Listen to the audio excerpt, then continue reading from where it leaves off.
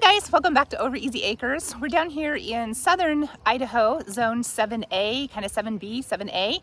And in some respects, I feel like summer is just getting going because I was a little late to planting. And in other respects, I feel like, oh my gosh, we already have too much sun and some of my stuff wants to die.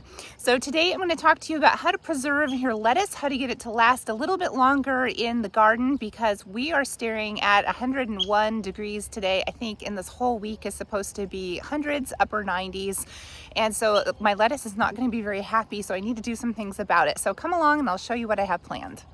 So here I am in the garden. You can see my zucchini is very happy. I have been battling some squash bugs with it, and the remedy that I have found so far, I don't know if it's even a remedy, but I come out with a pan of hot soapy water, my gloves, and I pick off the squash bugs, drown them, and then I scrape off with a sharp knife any of the eggs that I see on the underside.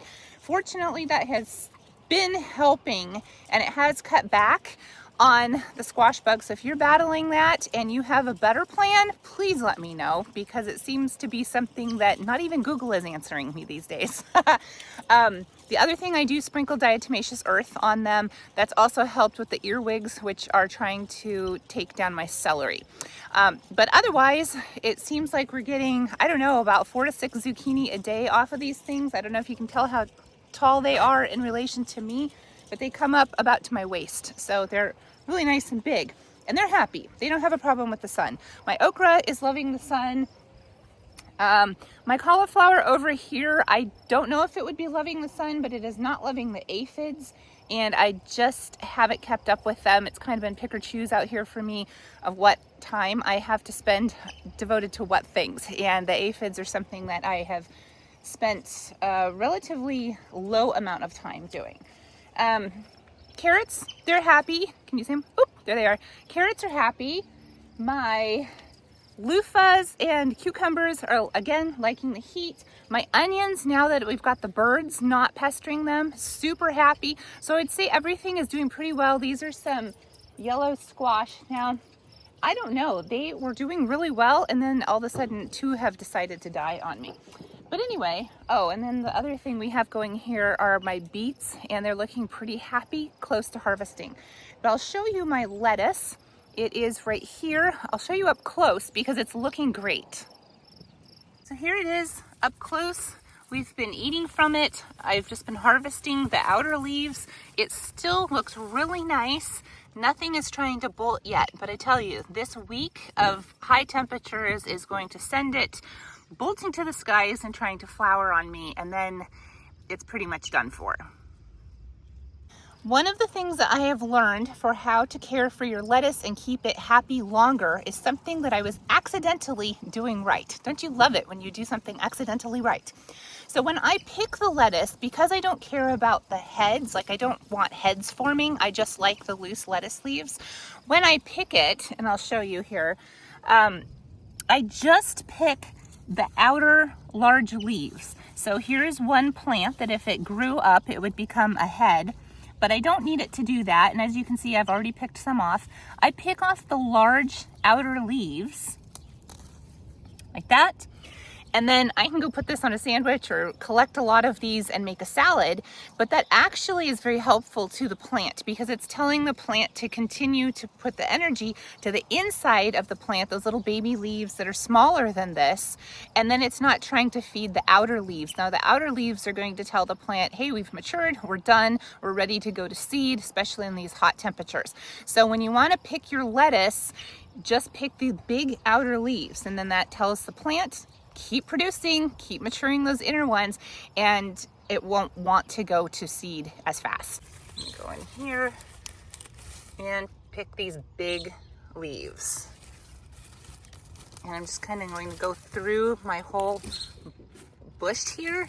I don't want to pick too many because the inside of the plant needs to be able to grow. Ooh, earwig. But as you can see, these are fine. Should probably have on gloves.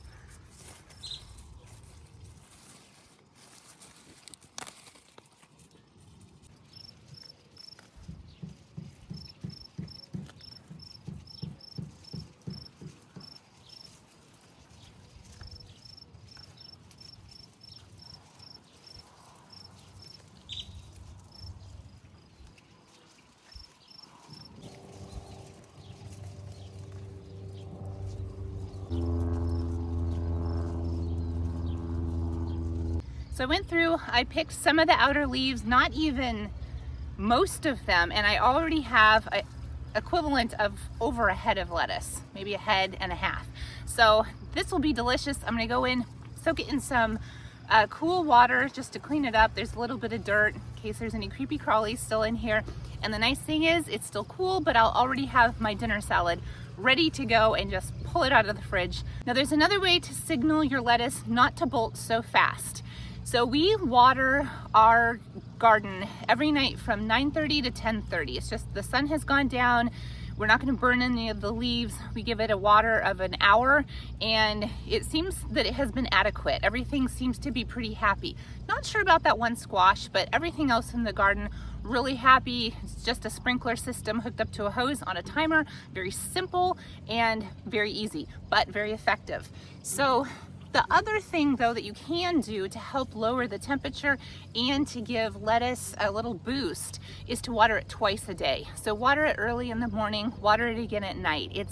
Lettuce is so crunchy and watery that you know that it needs a lot of water then to survive. And plus that helps keep the ground a little cooler for it. Again, trying to help it bear through this type of heat. So I'm going to give it another little drink of water right now. Another thing to note is if you are doing the second watering, make sure you're doing it early enough in the morning that the water doesn't burn the leaves. That can happen. It's not even 10 o'clock yet, so I feel like it's safe. And I went through and I heavily picked all those big outer leaves, maybe not all of them. And then I'm going to try to water close to the ground just to prevent the water too much getting on the leaves. But it's so dense with this lettuce, it's a little bit hard. So we'll just do our best here. And like I said, it's only, I think it's upper 70s right now.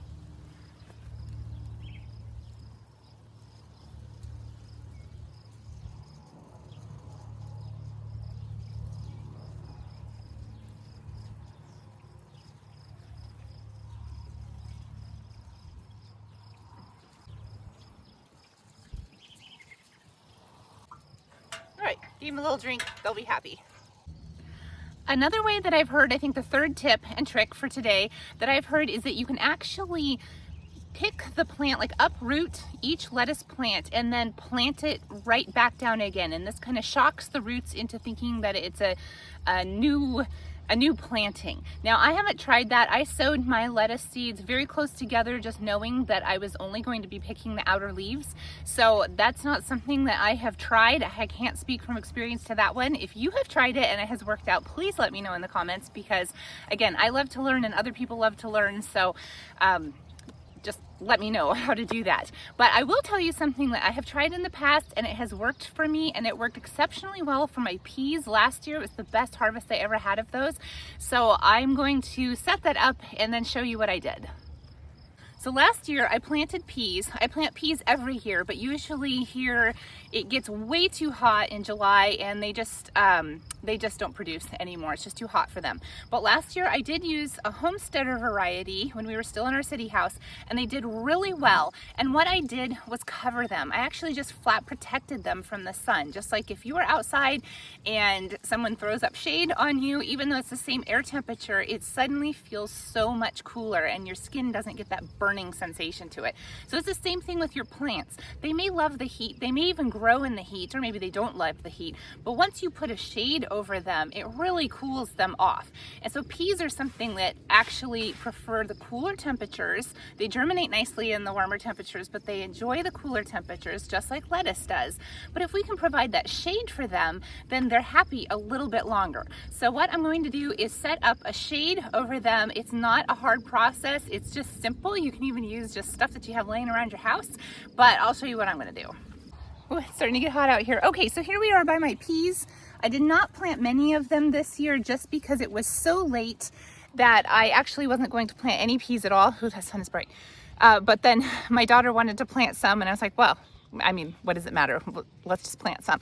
However, they're not super happy, so I'm going to move them over by my lettuce so that I only have to shade cover one area, because everything else that I have going, like this is my kind of my wall now of tomatoes. They like the sun. They're happy for it. My gourds do other things, just not my my little cooler friends here. So I'm gonna go pick them up and go put them by the lettuce and then start going with the shade.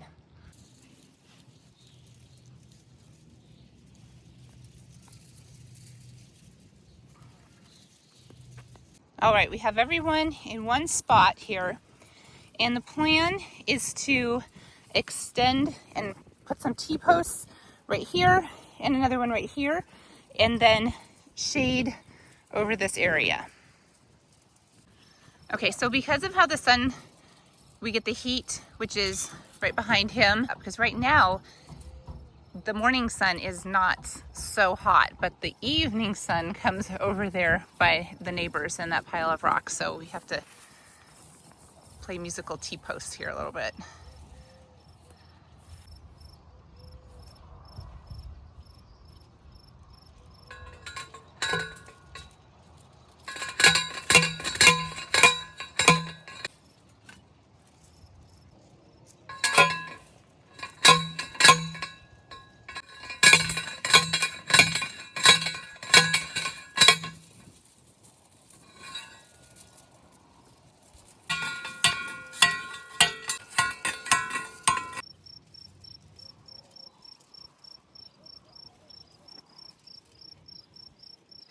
So here's my final setup.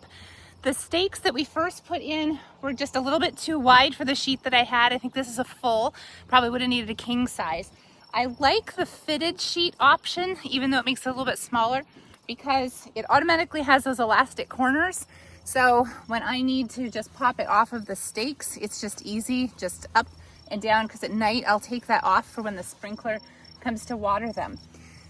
Now, I could take this off every night, leave it off, and then put it back on the morning, which is what I just probably will do because that's just a lot easier for me.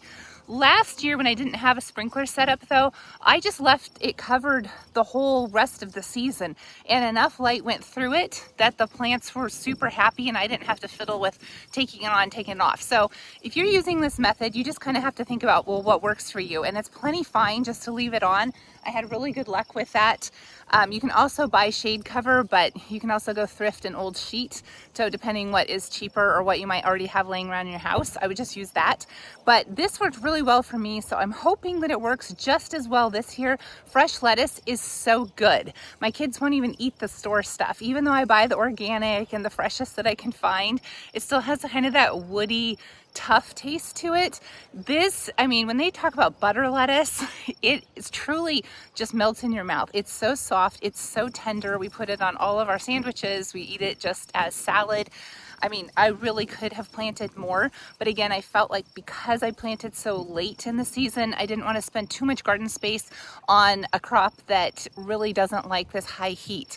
Now, I can plant it again though and maybe get a fall crop because this will not last all summer, but we're only in middle of July, I guess. So we'll kind of see how it goes. I'm just going to tend to my other garden, try to keep that thriving, keep it weeded. We're new to this property, so tons of weeds, learning curve for me, but so far I'm pleased. I had almost given up on it, but then decided to keep going with it. I hope one of these things works out for you. Again, let me know what's best tips and tricks, and I'll see you in the next one. Thanks for hanging out with me. Bye-bye.